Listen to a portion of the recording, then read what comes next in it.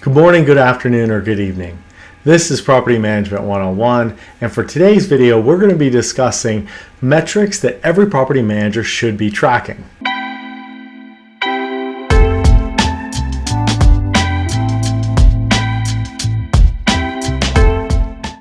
We're going to be discussing 12 different metrics that every property manager should be tracking regardless of your asset type or demographic type. But we will be breaking these up into a two-part series. For today's video, we're reviewing the first 6, and next week we'll be releasing the second part to this series. By tracking these metrics, it'll allow you as the property manager or the property management company to have a very firm grip as far as the performance of your asset or your portfolio at any given point. The first metric that I would always recommend that every property manager should be tracking is delinquency. This is a really important metric to track, as this will allow you to have a good understanding of the amount of scheduled rent that you have not collected yet. Now, some companies track this by the percentage of the rent or by the overall number of the scheduled rent that's not been collected. I think in either scenario, you have to find what works best for you, but this is a metric I would highly recommend tracking on a regular basis. The second metric that I would recommend tracking at any given point is your payables. And this is simply going to be the amount of money that you have outstanding to pay out to any vendors that you owe them money.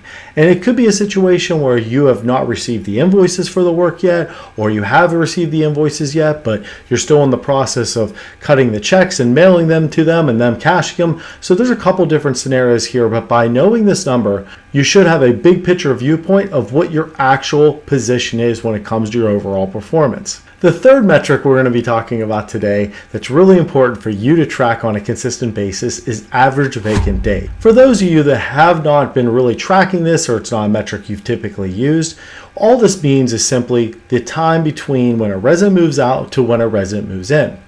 Now, regardless of your asset type, between this type, this is where you experience your vacancy loss. Anything you can do to improve the amount of vacant days and improve this number to decrease any way possible will have a huge impact on your ability to generate more revenue or cash flow for that investment group. By tracking this number, this will allow you to really dig deep and kind of see, is this a situation we can improve the turn time as far as the maintenance side of it, or is this a situation on the leasing side of it we have opportunities to improve? One thing I would highly recommend is take a look at your historical data when it comes to your average vacant days. Sometimes certain units may just take longer to turn, maybe due to their size or due to other things about their layout that makes them unique, or it could be also the time of year that becomes available. Certain times of year, maybe due to the number of move-outs or due to the amount of vendors available, may have a different timeline than you typically see different historicals as far as the amount of average vacant days you can expect for that unit. Before going into a situation where a unit becomes vacant, I would always recommend looking at some historicals. How long did this unit sit the last time it was vacant? How long did it take to turn it? How long did it take from the date it was made ready to lease it and have a move into it? This should really help you kind of give you a benchmark of what you can expect for that average vacant days for that unit. I hope so far you're enjoying this video and you're learning something new. If so, please don't forget to like, subscribe, and turn on notifications for future videos. The fourth metric you're really going to want to track as a property manager or the property management company is your approval ratio. And what I'm referring to when I'm saying approval ratio is the applications. So if you have 10 applications and typically you average 9 approvals of that 10 applications, then that gives you roughly a 90% approval ratio. It's really important to know the approval ratio so you have a good understanding of how many applications we need to allow that property to hit its goals. For example, let's say over the next quarter, you need to have 20 move-ins to hit your ideal occupancy goal. If that's the case and you have a 75% approval ratio, you actually need then to gain 25 applications to ensure that you hit your goal. This is why knowing your approval ratio is so important. So you do have a situation where you can really position that property to really ensure that you're doing everything possible based off the historicals and data for that property, and you're a data savvy operator, that you are positioning that property in the best position it can to consistently succeed. The next metric that as a property manager you should always be tracking is your pending renewals. How many pending renewals do you have outstanding? How many of them are within the required notice period? How many of them are shortly outside the required notice period? How many that are going to be expiring that we don't know the status for over the next 2 to 3 weeks? It's going to be really important that you and your team manage your to be determineds and close those out as soon as possible. By closing them out by either them renewing or giving notice, you're going to better put the property in a position where we have a good understanding of its position and we can make our decisions based off our current position because we're allowing and giving ourselves the most amount of accurate data possible. Also, if a resident is going to be giving notice, you much rather have them give notice at the 65-day mark before their expiration date rather than the 21-day mark. This will allow your team more time to prepare for that move out and more time to pre-lease that unit. By accepting their notice at the 21-day mark, even if you were to charge them additional fees for not giving you proper notice, this still hurts you from the ability of you don't have that full time frame to possibly pre-lease that unit to minimize the vacancy loss.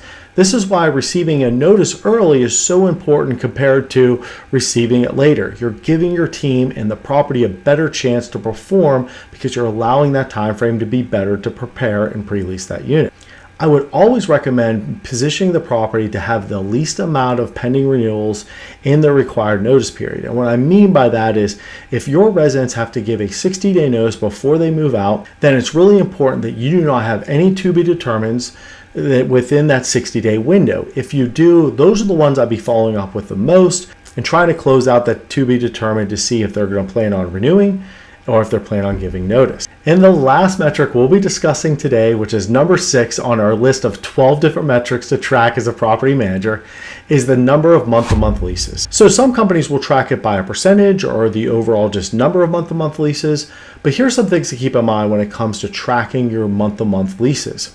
Even though month-to-month leases hold a higher rent typically, that additional revenue from a month-to-month lease is not worth the additional risk that a month-to-month lease holds. And allow me to explain. Typically with a month-to-month lease, they may only need to give 30-day notice compared to a traditional lease that may have to give 60-day notice. So on this subject alone, that resident's giving you less notice time that they're required to, so you have less time to prepare for that move out and to pre-lease that unit. Another piece of risk that a month-to-month holds is they may give notice and move out at a time that's not ideal for us as the operator. Maybe we already have a lot of scheduled move-outs during that time frame they're moving out. Maybe it's during a slow time of year. Maybe it's during a time of year a lot of our staff are out on PTO, so we can't turn that unit quickly.